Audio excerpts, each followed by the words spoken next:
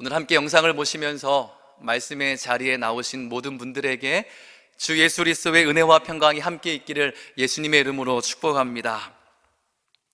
이 아이들이 한참 어렸을 때에는 저녁 시간에도 늦은 시간까지 양육을 하다가 거의 TV를 시청할 수 없는 그러한 삶을 쭉 지내왔는데, 요즘 아이들이 좀 크니까 밤에 좀 일찍 잠을 드는 거예요. 그래서 요즘에 좀 보게 되는 드라마 하나가 생겼습니다. 슬기로운 의사 생활이라는 드라마인데요, 혹 보신 분들도 계시겠죠. 보시는 분들도 공감하는 이야기겠지만, 이 종합병원 안에서 고군분투하는 이 의사들과 또 환자들의 이야기를 좀 재미있게 다루는 그런 드라마입니다. 보면서 이런 생각을 좀 해봅니다. 참 사람들 사랑하는 모습이 다양하다. 그리고 어찌 그리 아픈 사람들이 많을까? 예기치 않게 찾아오는 이 사건, 사고들이 참 너무나 많은 게 우리의 삶이구나 라는 것을 공감하면서 보게 돼요.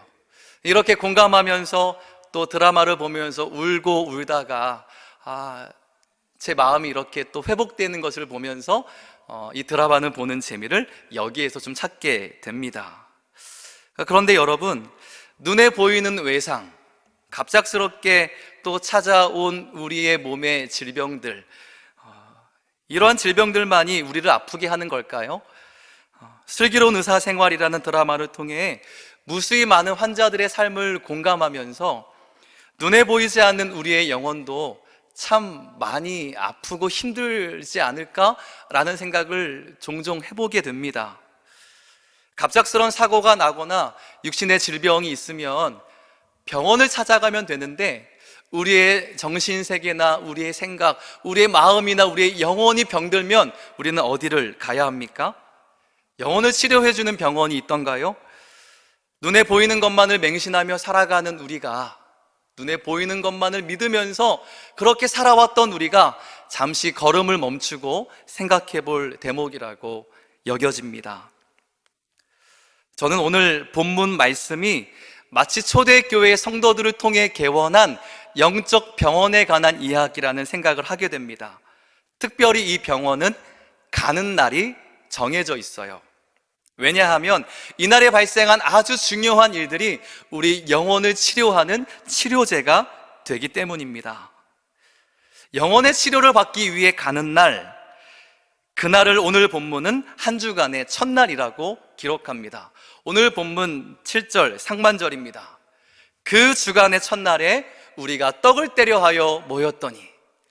자, 이 본문을 시작하면서 명시하는 게 뭡니까? 그 주간의 첫날이라는 문장이에요. 저는 오늘 그 주간의 첫날이라는 이 해석, 이 말씀을 풀이하기 위해 좀 많은 시간들을 할애하려고 합니다. 특별히 가정에서 영상을 통해 예배하시는 분들이 좀 귀를 기울이고 집중해서 이 그 주간의 첫날에 함께 모였다 하는 이 날에 대한 의미에 대해서 좀 곱씹고 생각해 보게 되는 은혜가 있기를 부탁을 드립니다. 자, 당시 이 모임에 참석한 대부분의 사람들은 유대인입니다. 그러나 예수 그리스도가 십자가 위에서 죽으시고 그들이 성령을 받으면서 예수가 메시아임을 고백하는 유대인들을 중심으로 초대교회가 탄생합니다.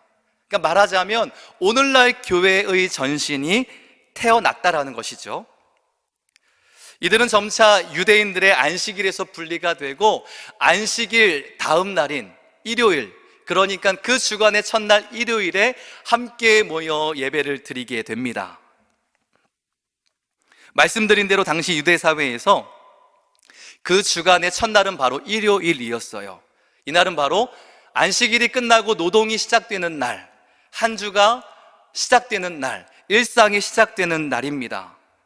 한 주간의 이 사이클에서 안식일의 정점이 끝나고 새로운 일상이 시작되는 이 일요일에 예수를 믿게 된 유대인 공동체, 초대 기독교 공동체는 함께 모여 예배를 드리게 되었다라는 거예요. 이날의 기독교인들은 그들의 생업을 잠시 중단하고 예수님의 명을 따라 예배를 위해 다시 모였다라는 거예요. 왜 그래야만 했습니까? 단순하게 오늘날처럼 인터넷이 발전하지 않았고 아무 때나 어디서나 예배를 드려도 된다라는 그러한 생각이 없어서였을까요? 아닙니다. 오히려 이날 모여야만 하는 이유가 그들의 생업보다 중요했고 그들의 목숨보다 중요했기 때문입니다.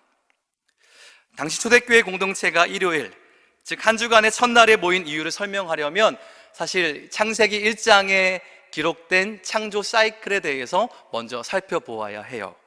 창세기 1장의 창조 기사는 하나님의 천지 창조의 한 주간을 이렇게 나타내 보여주고 있는데, 굵직하게 살펴보자면 창조의 첫 번째 날에 어떤 창조가 일어납니까? 땅이 혼돈하고 공허하고 흑암이 깊음 위에 있을 때 하나님께서 말씀 한마디로 이 땅에 빛을 창조하시는 거예요. 창조의 첫째 날에는 하나님께서 빛을 창조하십니다. 두 번째 날에는요, 하나님이 하늘을 만드세요. 그래서 그 하늘을 궁창이라 일컬으시고 궁창 위의 물과 궁창 아래의 물을 나누십니다. 셋째 날에는 땅과 바다를 나누시죠. 모든 물들이 한 곳에 모여 바다를 이루게 하시고 땅이 드러나게 하셔서 바다와 땅의 경계를 나누시는 거예요. 넷째 날은요, 하늘의 광명체들로 낮과 밤을 주관하게 하시죠. 하늘의 해를 통해서 낮을 주관하게 하시고 달과 별을 통해서 밤을 주관하게 하세요. 그래서 날이 생겨나고 계절이 생겨나고 해가 생겨나도록 하십니다. 다섯째 날에는요, 하늘의 새를 지으시고 또 바다의 짐승을 만드십니다. 여섯째 날에는 땅의 짐승과 가축을 지으시고 마지막 하나님의 형상과 모양대로 저와 여러분 인간을 창조하신 거예요. 그리고 일곱째 날에 하나님은 안식하십니다. 이게 창조의 사이클의 7일이라는 한 주간의 사이클이에요. 당시 유대인들은 이 성경을 근거로 한 주간의 정점이었던 안식일을 시작으로 그 다음날 다시 첫째 날이 시작되는 한 주간을 살아갑니다. 그런데 초대교회 공동체는 이 한 주간의 첫날 노동의 현장으로 달려가기 이전에 먼저 함께 모여서 예수 그리스도께서 말씀하신 성찬의 예배를 드리며 함께 기도하며 그리스도를 찬미하는 예배를 드렸다라는 거예요. 왜 그래야만 했는가? 바로 이날이 창조의 첫째 날, 즉 하나님이 흑암과 혼돈과 어둠을 몰아내시고 이 땅의 빛을 창조하신 창조의 첫째 날이기 때문에 이 예배를 드렸다라는 겁니다. 이날에 함께 성도들이 모여서 어두운 우리 마음과 영혼, 혼돈과 무질서로 살아왔던 우리의 삶에 말씀 한마디로 빛을 창조하신 하나님의 역사를 기대하면서 함께 모였다라는 거예요. 이 이유가 이들에게는 생업보다 중요했고 그들의 목숨보다도 중요했다라는 거예요. 여러분 한번 상상해 보세요. 하나님의 빛의 역사가 없는 혼돈과 흑암, 무질서의 그 세상이 어떠한 모습일까? 가히 짐작이 가게 되는 오늘날 우리가 살아가지 않습니까? 최근 우리 사회에서는 입에 담기도 참담한 각종 범죄들이 막 난무하고 있어요. 여러분 보이지 않는 가상세계 텔레그램이라는 곳에서 이 엠번방 사건이 발생한 거 아시죠? 선거 이후에 이게 쑥 들어갔는데 그때 당시에 이것을 조사하던 그 조사 기관의 이 데이터를 보면 이 엠번방 사건에 가담한 사람들 중 상당수가 10대 청소년들이라는 거예요. 또 다른 범죄 현장에서는 렌트카를 훔쳐서 도주한 10대 청소년 8명이 경찰과 추격전을 벌이다가 중앙선을 넘어서 마주오던 오토바이 운전자를 치어서 사망하게 했습니다. 그런데 그 피의자 중에 한 청소년이 그 사고 현장을 인증샷을 찍어서 자신의 SNS에 공유하게 되어 큰 파장을 일으켰어요. 그야말로 우리의 정신과 영적 상태가 혼돈과 무질서라는 단어로밖에는 표현할 수밖에 없는 그런 세상을 우리가 살아가고 있는 거예요. 밝고 환한 마음으로 자라나야 될 우리 10대 청소년들의 그 정신세계와 영혼마저도 흑암과 어둠으로 잠식당하고 있는 것 같은 마음과 생각이 들 땐 제 마음에도 두려움이 임합니다. 뭐 10대들 뿐이겠습니까? 그래서 우리 영혼을 병들게 하는 흑암과 혼돈, 공허 속에서 빛의 창조라는 하나님의 창조 역사의 첫 번째 날 이루어진 그 은혜가 필요한 거예요. 한 주간을 살아가면서 우울함과 슬픔, 낙심과 절망이 우리의 삶을 억압했을 때에 우리는 이 일요일, 이 주일에 함께 모여 하나님의 창조 역사를 사모하며 예배하는 것, 그것이 바로 초대교회가 그 주간의 첫날 모였던 이유라는 것을 우리는 기억해야 할 것입니다. 뿐만 아닙니다. 초대교회 성도들이 한 주간 첫날 모였던 이유, 두 번째는 이날이 우리 구주 예수 그리스도가 사망과 어둠의 권세를 물리치고 부활하신 날이기 때문이었어요. 성경은 분명하게 안식 후 첫날 예수님께서 부활하셨다라고 기록합니다. 우리 누가복음 24장 1절부터 3절까지 말씀 함께 보실게요. 안식 후 첫날 새벽에 이 여자들이 그 준비한 향품을 가지고 무덤에 가서 돌이 무덤에서 굴려 옮겨진 것을 보고 들어가니 주 예수의 시체가 보이지 아니하더라. 성경은 분명하게 예수님께서 부활하신 그날이 안식 후 첫날이라는 명시적인 날로 시작합니다. 바로 일요일이었어요.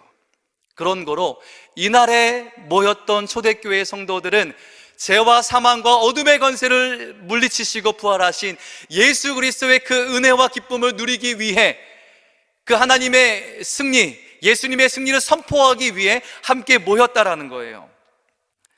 이날은 우리를 억압하는 죄와 사망의 권세가 물러가는 날입니다. 그래서 이날에 모인 모든 성도들은 예수 그리스도의 십자가 부활을 근거로 자신을 억압하는 죄와 사망의 권세를 향해 예수 그리스도의 십자가 부활의 승리를 선포할 수 있는 거예요. 그래서 초대교회 문헌에 보면 이날에는 금식도 하지 말고 무릎도 꿇지 말라라고 권고합니다. 왜 금식을 그쳐야 합니까? 이날은 바로 예수님이 부활하신 날이기 때문에 그래요. 그리고 왜 무릎을 꿇지 말아야 합니까? 예수님이 사망과 어둠의 권세를 이기시고 다시 일어서신 날이기 때문에 너희들 또한 마찬가지로 너희의 삶을 억압하는 모든 죄와 사망의 권세 앞에서 일어나라 라고 명령하시는 거예요. 이날 이 기쁨을 누리기 위해 초대교회 성도들은 그 주간 첫날에 함께 모였다라는 거예요. 당시 초대교회 성도들의 예배 모습을 기록한 문헌 중에 약 165년경에 기록된 것으로 추정되는 순교자 유스티누스의 첫 번째 변증문이라는 편지가 있습니다. 여기에는 초대교회 성도들이 정체성을 지켰던 그들의 정체성에 대해서 한 문장으로 표현해요. 그들은 그 주간의 첫날 일요일에 함께 모여 예배를 하는데 이렇게 기록되어 있는 거예요. 일요일에 우리는 함께 모임을 가집니다. 왜냐하면 이날이 한 주간의 첫째 날이며 하나님께서 어둠을 바꾸시고 우주를 창조하신 날이며 우리 주 예수 그리스도께서 죽음에서 부활하신 날이기 때문입니다. 이게 바로 초대교회 성도들의 정체성이었습니다. 사랑하는 성도 여러분, 예수 그리스도가 죄와 사망을 이기시고 부활하신 메시아임을 믿는 공동체라면 결코 포기하거나 타협할 수 없는 것 한 가지가 있어요. 그것은 바로 구원받은 자들이 함께 모여서 예배하는 일요일, 즉 주일입니다. 지난 2000년 동안 기독교 교회는 이날을 특별한 의미를 가지고 함께 모여왔습니다. 이날이 하나님께서 어둠에서 빛을 창조하신 날이기 때문에 죄와 사망과 어둠의 권세를 물리치시고 예수 그리스도께서 부활하신 날이기 때문에 그 빛의 역사를 사모하며 그 예수님의 부활의 생명을 사모하며 함께 모여왔다라는 거예요. 당시 안식일을 중심으로 돌아가던 유대 사회에서 안식일을 지키지 않고 안식 후 첫날, 그 주간의 첫날 일요일에 모여 예배를 드렸던 초대교회 성도들이 얼마나 많은 핍박과 얼마나 많은 손해를 받았겠습니까? 생업조차도 때로는 가감하게 포기해야만 했습니다. 결국 기독교인들은 유대 사회에서 출교를 당하고 성전 출입도 할 수 없게 됩니다. 이들의 성찬 예배를 사람의 살과 피를 먹는 식인풍습으로 오해를 받아서 그것을 꼬투리 잡는 로마 제국의 핍박도 날이 갈수록 거세집니다. 사실 이렇게까지 일요일에 모이는 모임을 고수해야 될 필요가 있었을까? 사회적인 분위기에 조금 발 맞춰서 적당한 때에 모여서 한 마음으로 예배해도 되지 않았을까라는 생각이 들 수 있지만, 그러나 이들이 결코 이날을 포기할 수 없었던 이유는 바로 이날이 어둠에서 빛을 창조하신 하나님의 창조의 첫째 날이고 바로 이 날이 죄와 사망과 어둠의 권세에서 부활하신 예수 그리스도의 부활의 날이기 때문에 그 어떠한 이유로도 포기할 수 없었던 거예요. 너희는 이 날에 예배하라 하신 부활하신 예수님의 명령을 따라 제자들이 그렇게 시작했고 2000년이 지난 지금까지도 우리 교회들은 이 날에 함께 모여 예배를 드리는 거예요. 이것은 기독교가 존재하는 한 결코 타협할 수 없는 역사적인 사실입니다. 우리의 정체성입니다. 끝으로 이 날에 대한 일요일에 예배를 드렸던 이 이유에 대한 역사적인 사건 한 가지를 소개하고 이 부분을 넘어가기를 원하는데, 바로 313년에 당시 로마 황제였던 콘스탄티누스 1세에 의해 기독교가 국교로 지정되게 돼요. 이 놀라운 일이에요. 이때 초대교회가 목숨을 걸고 지켜왔던 이 한 주간의 첫날, 안식 후 다음 날 이 일요일이 공휴일로 역사적으로 지정되게 됩니다. 그러면서 제국 내 거하는 모든 사람들은 이 날에 함께 예배를 드리러 가야 했어요. 놀라운 일들이 생겼다라는 것이죠. 이 날을 정리하자면 이런 의미가 있는 거예요. 일요일을 공휴일로 지정했기 때문에 이 날에 예배를 드린 것이 아니라 당시 소수였던 초대교회 성도들이 일요일을 결단코 포기하지 않았기 때문에 일요일을 공휴일로 지정할 수밖에 없었습니다. 그러니까 로마 제국이 일요일을 주일로 지정해서 예배를 드리게 했기 때문에 이날 예배를 드려온 것이 아니라는 거예요. 당시 이날은 공휴일, 쉬는 날이 아니었어요. 그럼에도 불구하고 이날에 목숨을 걸고 예배를 드렸던 초대교회 성도들의 그들의 수고와 그들의 헌신으로 말미암아 이날이 공휴일로 지정될 수밖에 없었던 거예요. 오늘날에 이르는 이 시기까지도 우리는 이날에 함께 모여 예배를 드리게 되는 일요일, 즉 공휴일을 지키게 되는 역사적인 사건이 바로 이때 일어나는 거예요. 사랑하는 성도 여러분, 우리는 이날을 주일이라고 부릅니다. 주님의 날, 우리를 빛으로 부르신 그 하나님을, 우리를 죄와 어둠과 사망의 권세에서 생명으로 옮기신 예수님의 생명을 기뻐하며 누리게 되는 이 날을 우리는 주일이라고 부르며 찬미하고 예배하는 거예요. 이날에 우리는 초대교회의 정신을 이어받아 함께 모입니다. 때로는 박해가 있을 수 있지만, 우리의 생업을 잠시 중단해야 될 수도 있지만 우리는 함께 모여 예배하는 거예요. 왜냐하면 이것이 우리의 정체성이기 때문입니다. 모여서 우리는 먼저 예배하고 성도의 교제를 나누고 하나님의 말씀으로 충만해져서 다시 세상으로 파송되는 거예요. 세상에서 삶을 살아가다가 세상에서 일상의 예배를 드리다가 정해진 날에 다시 한번 우리는 하나님의 거룩한 빛을 사모하면서 예수 부활의 생명을 사모하면서 교회로 모이는 것, 이것이 오늘 우리가 함께 읽었던 본문의 첫 문장이 우리에게 명시해 주고 있는 메시지라는 것을 기억하신 은혜가 있기를 예수님의 이름으로 축복합니다. 그렇다면 이제 본문으로 들어가겠습니다. 하나님의 빛의 역사를, 예수 그리스도의 부활의 기쁨을 누리기 위해 교회로 모이는 우리들이 오늘 본문을 통해서 특별히 예배 안에서 우리는 무엇을 기대하며 무엇을 위해 기도해야 하는가를 좀 생각해 보기를 원합니다. 저는 오늘 본문 말씀에서 두 가지 단어를 좀 발견했어요. 이 두 가지 단어에 대해서 함께 나누고 또 그것을 위한 기도 제목을 나눔으로써 먼저는 나를 살리고 또 교회가 살아나고 그것이 결국은 나라와 민족을 살리는 그런 은혜가 되기를 소망합니다. 첫 번째 발견한 단어는 바로 생명이에요. 생명. 그래서 우리 기도의 제목은 무엇이냐면 생명이 선포되는 교회가 되도록 기도해야 할 줄로 믿습니다. 자, 오늘 본문 말씀을 보시면 앞서 설명드린 것처럼 한 주간의 첫날 일요일에 초대교회 성도들이 함께 모여서 예배하는 장면이 바로 오늘 본문의 이야기예요. 당시 유대 사회에서는 해가 떨어지면 하루가 시작됩니다. 안식일이 지나고 해가 질 무렵 그 저녁 7시경에 아마 함께 모였던 것 같아요. 함께 모일 때 이 초대교회 성도들이 이 교회의 공식적인 건물을 가질 수 없는 상황이었기 때문에 이 공동체 중에서 유력한 자들의 집에서 함께 모였습니다. 오늘 본문도 바로 그 공동체의 일원 중에 이 다락방을 가진 큰 집을 가진 자의 이 집에 함께 모여서 예배하고 있는 장면이겠죠. 이들은 함께 모이면 하나님께 찬미를 드리고 성찬의 예배를 드리고 시간이 되는 한 하나님의 말씀을 쭉 읽는 거예요.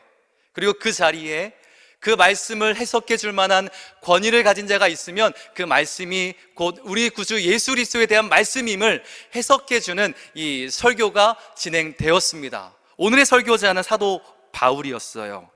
그런데 이 밝은 빛이 충만한 예배 현장에 갑작스런 사망의 그림자가 드리워지는 순간인 거예요. 3층 창가에 앉아 말씀을 듣던 유두고라는 청년이 순간 졸다가 떨어진 겁니다. 우리 본문 20장 9절 말씀 같이 읽어볼까요? 시작. 유두고라 하는 청년이 창에 걸터 앉아 있다가 깊이 졸더니 바울이 강론하기를 더 오래 하매 졸음을 이기지 못하여 3층에서 떨어지거늘 일으켜 보니 죽었는지라. 모든 성도들이 밤이 늦도록 열정적인 마음을 가지고 하나님의 말씀을 듣는 그 순간 쿵 하는 소리와 함께 젊은 청년 하나가 땅에 널브러진 상황이에요. 얼마나 놀랬겠습니까? 사도행전의 저자인 누가가 의사였거든요. 그의 눈에 지금 이 청년은 현장에서 즉사했다라고 기록하고 있는 거예요. 그런데 이어지는 바울의 행동이 제게 참 많은 것을 생각나게 합니다. 우리 10절 말씀도 같이 한번 읽어볼게요. 시작. 바울이 내려가서 그 위에 엎드려 그 몸을 안고 말하되 떠들지 말라, 생명이 그에게 있다 하고, 떠들지 말라, 생명이 그에게 있다. 어둠을 몰아내고 빛이 있으라 하신 창조의 첫날, 죄와 사망과 어둠을 이기시고 예수님께서 부활하신 그 부활의 날에 갑작스럽게 일어난 사고임에도 불구하고 어디를 살펴봐도 사도 바울의 모습에는 당황하는 모습이 보이지 않아요. 다만 주검이 된 청년에게 다가가서 그 위에서 그의 몸을 따뜻하게 감싸 안고 이렇게 선포합니다. 떠들지 말라, 생명이 그에게 있다. 이것은 상징적으로 우리에게 보여주는 거예요. 어떠한 죽음의 권세도 사망의 권세도 생명을 가지고 모인 그 예배 현장을 정복할 수 없다는 것을 보여주는 거예요. 사랑하는 성도 여러분, 예배는 바로 생명이 선포되는 현장입니다. 예배라는 것은 무엇이냐면 하나님의 빛의 역사를, 예수 그리스도의 부활의 생명을 사모하며 모인 모든 공동체에게 떠들지 말라, 너희에게 생명이 있다라고 선포되는, 그 생명이 수여되는 그러한 현장이 바로 예배라는 거예요. 초대교회 성도들이 이 일요일에 함께 모여야 했던 이유는 무엇이냐면 한 주간을 살아가는 자신들의 마음속에 자신들의 삶을 공격했던, 자신들의 육신을 병들게 했던 그 죄와 사망과 어둠을 향해서 우리는 함께 모여 떠들지 말라, 생명이 너희에게 있다 하신 하나님의 빛을, 예수님의 부활의 생명의 빛을 선포하기 위해 함께 모였다라는 겁니다. 우리는 이날 함께 모여 자신에게, 그리고 선포되는 말씀을 통해서 우리 서로들에게 생명이 우리에게 있음을 믿고 선포하면서 그 은혜를 경험할 수 있는 거예요. 이날 함께 모여 생명이 선포될 때 놀라운 기적이 일어납니다. 이 청년이 살아나게 돼요. 그래서 생명은 어둡고 캄캄한 우리의 마음에 빛을 비춰주는 거예요. 그래서 이 생명의 역사는 경직되어 굳어져가는 우리의 육신을 부드럽게 풀어주고 우리를 치료해 주는 거예요. 이 생명의 선포는 낙심으로 가득한 영혼에, 우울함과 슬픔으로 가득한 영혼에 주님의 환한 기쁨을 부어주는 거예요. 그래서 교회는 생명을 선포하는 교회가 되어야 합니다. 우리가 함께 모여 예배하는 주일은 바로 생명이 선포되면서 생명의 빛을 잃어갔던 사람들이 예수 그리스도의 생명 앞으로 나아오고 그들의 병든 몸이 치료가 되고 그들의 상한 마음이 회복되는 놀라운 역사를 경험되는 것, 그런 교회가 되는 것, 그것이 우리가 꿈꿔야 될 하나님의 거룩한 일인 것을 믿으시기를 예수님의 이름으로 축복합니다. 저도 마찬가지죠. 사역을 하다 보니까 정해진 사역은 있는데 살다 보니까 어려움도 다가오잖아요. 오늘처럼 아이들 키우기 힘든 세상에 남자아이 둘을 키우는 가정에 살아가면서 의도치 않게 나를 힘들게 하는 일들이, 또 고민하고 걱정하게 하는 일들이 얼마나 많이 생겨나겠습니까? 그런데 제가 참 감사한 것은 무엇이냐면, 저는 늘 주일 아침 교회 성전에 도착하자마자 사역을 시작하기 직전에 기도하는 한 가지 기도가 있어요. 그것은 하나님, 한 주간 살면서 어두워진 내 마음을 빛으로 비춰주시옵소서. 하나님은 이날에 모든 혼돈과 어둠과 무질서를 다 몰아내시고 빛을 말씀 한마디로 창조하시지 않았습니까? 내 마음을 환하게 비춰주시옵소서. 또 기도해요. 예수님, 이날은 주님의 부활의 날 아닙니까? 내 마음을 공격하는 죄와 사망과 어둠의 권세를 이기시고 부활하신 부활의 날 아닙니까? 주님, 내 마음에 부활의 생명을 허락해 주시옵소서. 매주일 작은 부활제를 지내면서 이렇게 기도하고 사역하면 결코 일주일 이상을 이 어두운 마음이 넘기지 않습니다.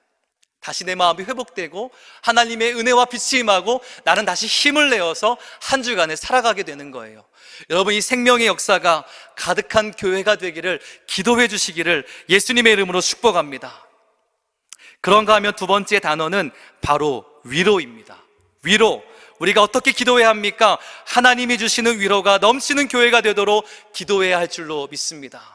첫 번째가 생명이었다면, 두 번째 오늘 본문의 면면이 흘러가는 중요한 단어는 바로 위로라는 거예요. 오늘 유드고의 갑작스러운 죽음이 생명이 넘치는 예배를 정복하지 못합니다. 오히려 이 사건을 계기로 모든 성도들은 놀라운 하나님의 위로를 경험하게 됩니다. 우리 20장 11절부터 22절 말씀입니다. 올라가 떡을 떼어 먹고 오랫동안 곧 날이 새기까지 이야기하고 떠나니라. 사람들이 살아난 청년을 데리고 가서 적지 않게 위로를 받았더라. 자, 의사 누가의 눈에 이 창에서 떨어진 유두고는 현장에서 즉사했어요. 사망 선고를 내립니다. 그러나 하나님 말씀을 전하던 바울의 눈에 이 청년은 살았어요. 죽음이 생명의 역사가 가득한 이 예배의 현장을 정복할 수 없는 거예요. 그래서 생명이 흘러가는 곳에는 놀라운 변화들이 생기는 거예요. 삶을 살아가면서 마음이 어두워진 성도들, 삶을 살아가면서 여러 가지 질병으로 고통받았던 성도들이 함께 모여 예배하는 이 현장에 흘러가는 생명을 통하여 그들은 회복을 경험합니다. 그리고 우리의 어두워진 마음은 다시 회복되는 놀라운 역사들을 경험합니다. 묶인 자가 풀어지고 갇힌 자가 자유케 되는 놀라운 하나님의 역사가 일어나는 것, 이것이 바로 생명이 흘러간 현장에 일어나는 변화들이잖아요. 그런데 생명이 있는 곳엔 필연적으로 이 생명의 변화들로 말미암아 우리에게 주어지는 것이 있는데, 그것이 바로 하나님이 주시는 위로라는 거예요. 오늘 읽었던 12절 말씀에 위로를 받았더라 라는 이 헬라어는요, 파레클레데산이라는 단어를 사용합니다. 위로로서 힘과 용기를 붙뒀다라는 뜻의 단어입니다. 그런데 이 단어가 신적 수동태, 쉽게 말하면 하나님이 주체가 되시는 단어라는 거예요. 즉, 살아난 유두고를 통해 하나님은 이날 함께 모여 예배하는 모든 무리에게 하나님께서 용기를 주시고 힘을 주시고 은혜를 주시는 이 위로를 부어주고 계신다라는 의미입니다. 그것도 아주 많이, 충분하게, 넘치도록 오늘 성경 말씀처럼 적지 않게 위로를 받았더라. 생명이 있는 곳엔 필연적으로 위로가 있는 거예요. 우리의 공동체 구성원들이 이 생명의 역사를 통해서 살아나는 것을 볼 때 우리는 모두 함께 위로를 받으면서 한 주간을 살아갈 힘과 용기를 얻는 겁니다. 여러분, 이 은혜가 오늘 함께 예배하는 우리 모든 성도님들의 삶 속에, 우리들의 삶 속에, 우리 순복음 강남교회 위에 충만하게 되기를 예수님의 이름으로 축복합니다. 말씀의 결론을 맺기 원합니다. 저는 서두에 이 슬기로운 의사 생활이란 드라마를 여러분들과 함께 나눴어요. 사실 오늘 설교의 제목이 슬기로운 성도 생활이거든요. 이 드라마에서 사실 따온 제목이기도 한데, 이 슬기로운 의사 생활에 가만히 보니까 오늘 우리가 나눴던 이 생명과 위로라는 요소가 다 들어가 있는 거예요. 얼마나 많은 환자들이 생겨납니까? 아이가 너무 아프고 심장이 뛰지 않아서 이 심장 수술을 앞에 둔 그 부모들이 나오는데, 얼마나 간절하게 기도했겠습니까? 이제 죽어가는 아이, 생명이 꺼져가는 그 현장 속에서 그 아이를 살려보고자 그 병원 안에 있는 의사들이 고군분투하는 거예요. 그러면서 어떤 일이 일어납니까? 그들의 수고와 그들의 달란트를 통해서 하나님이 그 아이를 치료해 주시는 그 현장에서 아이가 수술이 잘 되고 이제 살아날 것 같다, 이제 정상적인 생활을 할 수 있을 것 같다라고 생명이 이렇게 선포될 때 그것을 들었던 부모들이 오열을 하면서 감사하면서 위로를 받잖아요. 그러니까 그거를 보는 저도 이 위로를 받게 되는 거거든요. 그런데 여러분, 슬기로운 성도 생활이 무엇입니까? 바로 함께 교회에 모여서 우리에게 선포되는 생명의 역사들을 듣는 거예요. 그리고 그 생명의 역사가 내 삶을 주관하고 내 안에 어둠이 떠나가고 내 안에 육신이 치료되는 하나님의 은혜로 말미암아 우리 공동체가, 우리의 각 가정들이, 이 사회가 위로를 받고 더 힘을 얻어 살아가는 것, 이것이 바로 슬기로운 성도 생활의 본질이어야 하지 않겠습니까? 저는 오늘 말씀을 준비하면서 마무리하면서 정말 바라는 거 한 가지가 있다면, 초대교회 성도들이 목숨을 걸고라도 포기하지 않았던 이 주일에 대한 깊은 의미가 생명이 선포되고 그 생명으로 인해서 위로가 넘쳐나는 이 놀라운 역사의 의미가 다시 한국교회 안에, 특별히 우리 순복음 강남교회 안에 회복되기 위해 기도할 수 있는, 또 그 은혜를 경험해 갈 수 있는 우리 모두가 되어지기를 예수님의 이름으로 소망합니다.